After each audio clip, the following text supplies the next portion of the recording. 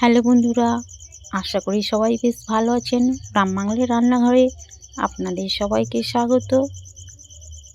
আমি আজ রূপচাঁদ মাছ দিয়ে তেল ঝাল বানাবো, সেটাই আজ আপনাদের সঙ্গে শেয়ার করে নেব।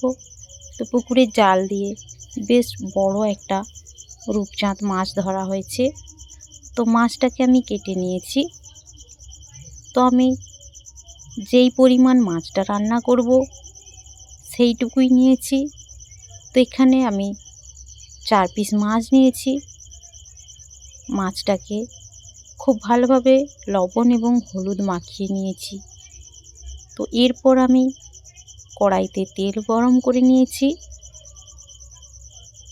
গরম তেলের উপরে মাছগুলোকে দিয়ে ভালোভাবে ভেজে নেব।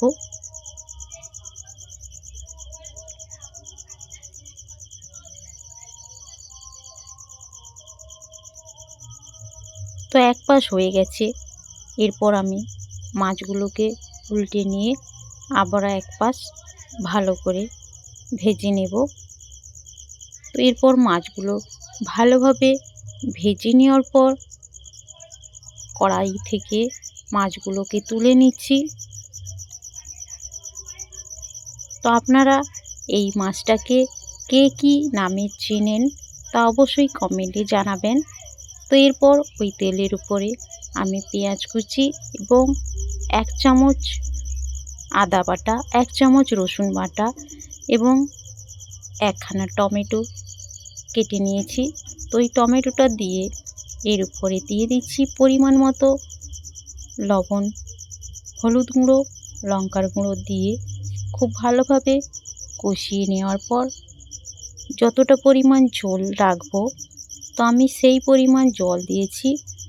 তো ঝোলটা ফুটে এলে এরপর আমি ভেজে রাখা মাছগুলোকে দিয়ে দেব। তো ঝোলটা সম্পূর্ণ হয়ে গেলে উপর থেকে আমি ধনেপাতা কুচি ছড়িয়ে দেব। তো বন্ধুরা, আপনাদের রেসিপিটা কেমন লাগলো অবশ্যই জানাবেন এবং ভালো লাগলে অবশ্যই একটি লাইক করবেন।